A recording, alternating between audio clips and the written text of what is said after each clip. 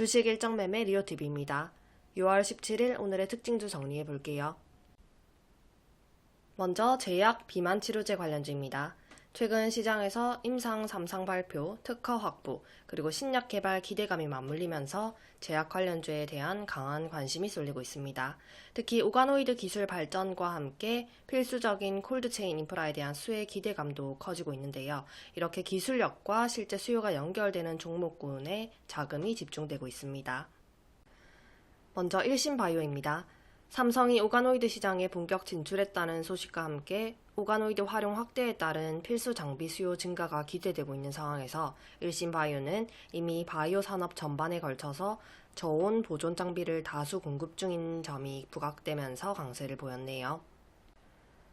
그리고 신풍제약은 말라리아 치료제 피라맥스가 코로나 관련 적응증으로 유럽 특허를 취득했다는 소식 속에 강세였습니다. 다음으로 킵스파마는 국내 유일 비만 치료제 후보 물질에 대한 영장류 실험 결과 발표가 임박한 가운데 기관 자금 230억이 유입되면서 시장의 관심을 받았습니다. 이번 전임상 시험은 사람과 유사한 생리 특성을 가진 영장류 모델을 기반으로 진행되고 향후의 임상 진입 가능성을 가늠하는 중요한 지표로 평가된다고 합니다. 다음으로 비보존 제약은 임상 3상에서 유의성을 확보했다는 발표에 강세를 보였습니다.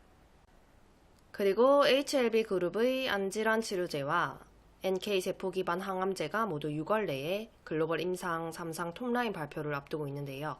해당 치료제들은 유럽 임상으로 진행된 파이프라인으로 데이터 발표 시점이 임박했다는 점에서 주목을 받으면서 HLB 테라피틱스가 반응이 있었습니다.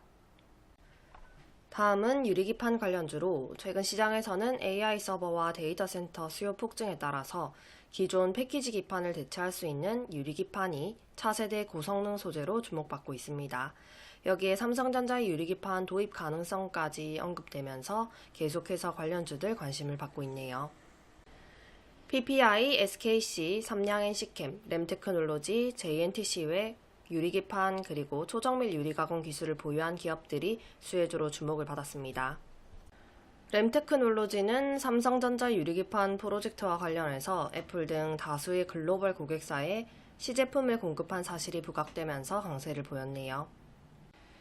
다음으로 삼양NC캠은 최근에 EUV 그리고 HBM 관련 소재 매출 다각화 가능성이 부각되면서 강세였습니다.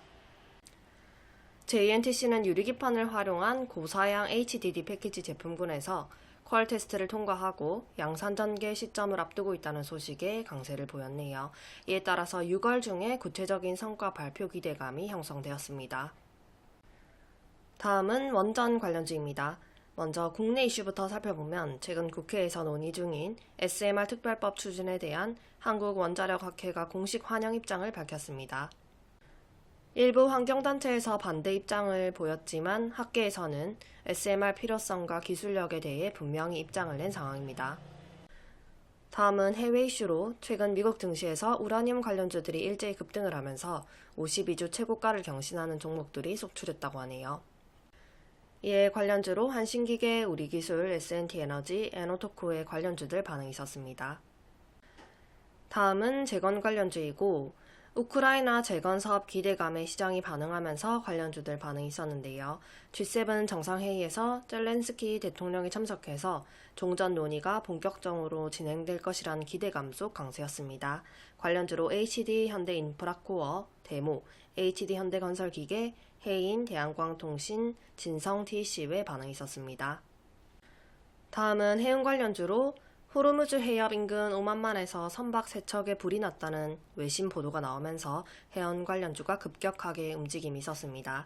이 지역은 세계 원유 수송의 중요한 경로고 이런 불온 요소가 해운 물류에 영향을 줄 수 있다는 우려 속 강세를 보였습니다.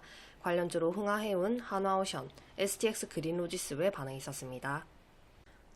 다음은 진단키트 관련주이고 최근에 다시 코로나 관련 이슈가 불거지면서 관련주들 반응하고 있네요.